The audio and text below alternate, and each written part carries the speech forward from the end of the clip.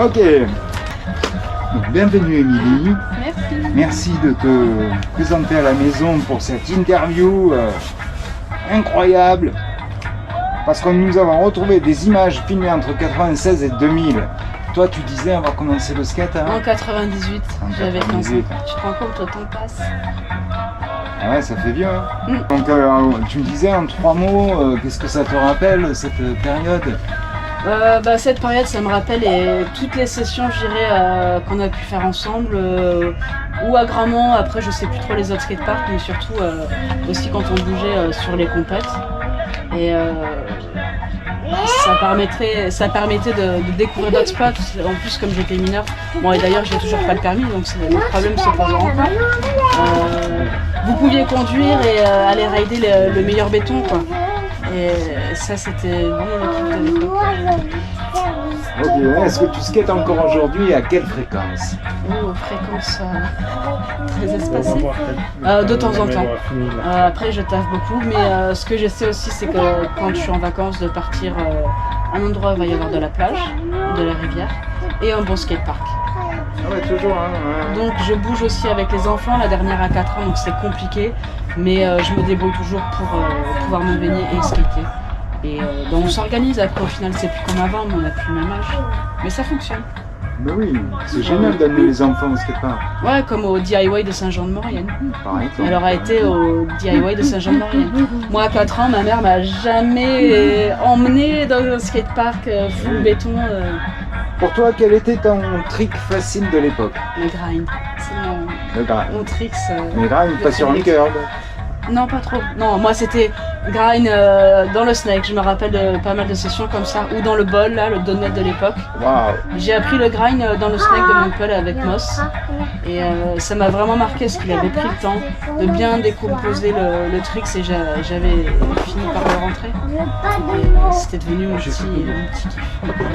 C'est rien de fou, mais tant qu'on se fait plaisir. Et quelle a été ta pire chute de l'époque? Deux petites croûtes là sur les genoux, c'est rien de grave, sauf que c'était mal placé, il y avait du vent au skatepark de Montpellier, du coup j'étais tombée sur les 2 genoux et ça m'avait bien arraché pendant un temps. Non, sur une table. Je pense que c'était déjà peut-être les nouveaux modules, je sais plus en quelle époque ils ont changé les modules du parc. Ça doit être ça, ouais. Plus. Le module bleu là. Ouais. Après j'ai fait une bonne chute il y a 3 ans là, où j'habite.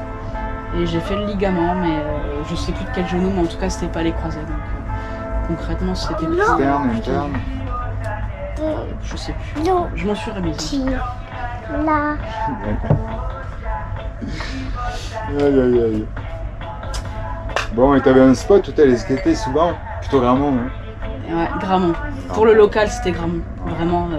Maintenant, ça a bien changé. C'est vraiment pas mal. Moi, j'aime bien le spot. Maintenant. Mais c'était quand même bien différent et bien cool avant.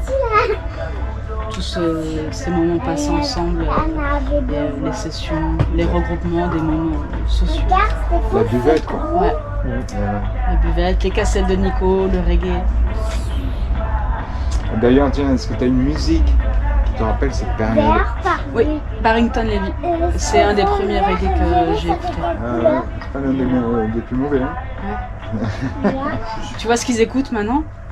C'est... Voilà, on est devenus des vieux cons, mais on a de la bonne musique, bonne référence. Et est-ce que tu as déjà oublié ta borne dans un bar? Oui. Et ailleurs? Oui, trop de fois même. Mais ouais, il y en a qui ont la tête en l'air, hein. Moi j'en fais partie de ce genre-là. Ok, ben on est de la même famille alors. Voilà, c'est un peu ça, ouais. C'est clair. Alors, et pour toi, le sport est le skateboard est un sport olympique ou un vecteur de lien social? Je pense que ça va être les deux, ça va dépendre du mental que tu as, des aspirations que tu as dans le skate. En tout cas, ce qui est clair que pour toi et moi, par exemple, ça va pas être le sport olympique, mais il en faut pour tous après. Nous, ça va être plus vecteur de lien social. Et il y a tellement de moments de l'époque qui illustrent ça à notre niveau. Je je me réjouis de ce qui se passe au niveau olympique, mais c'est pas mon délire. Et pour toi, c'est un sport ou un jeu? Pour moi, c'est les deux. Ça peut être et le sport et le jeu.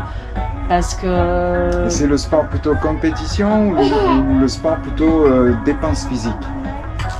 Moi, ça va être le sport dépense physique. Pour moi, ce qui me ressemble le plus, pour moi, ça serait le sport dépense physique et le jeu. Parce que quand tu vas te dépenser physiquement à skater, à te prendre des bonnes tolles de... C'est ma spécialité aussi, je tombais déjà beaucoup à l'époque et c'est encore le cas. Et tu en rigoles, ça devient un jeu. Tu n'as pas cet esprit de compétition, tu vas pas forcément ultra progresser. Bon, je fais pas exprès, mais pour moi, c'est un mélange des deux. Le sport physique, on va dire, et le jeu. Sinon, j'aurais arrêté. Si j'avais plus de palpitations, aller rouler sur du béton ou sur du fer, hélas, parfois, j'aurais arrêté. Putain, moi, ils font des rampes en fer, là, quand c'est l'été, c'est des poils. C'est ça, c'est que ça chauffe. Nous, c'est ce qu'on a. On a des skateparks, 2 skateparks en métal à Saint-Pons, mais après, on fait avec les moyens du bord. Les moyens du bord et tout ne peut pas être comme au skatepark de Gramont, au skatepark olympique. Les moyens sont pas les mêmes. Et faut se rendre compte de la chance qu'on a de pouvoir rouler. Certaines villes ou peut-être plutôt certains villages n'auront même pas un petit coin pour pouvoir rouler ou quoi que ce soit. Donc on peut s'amuser et se dépenser physiquement même sur un skatepark en métal. Il n'y a que celui qui n'y va pas qui parle et qui parle. Ok, très bien. Merci Émilie, c'était un régal.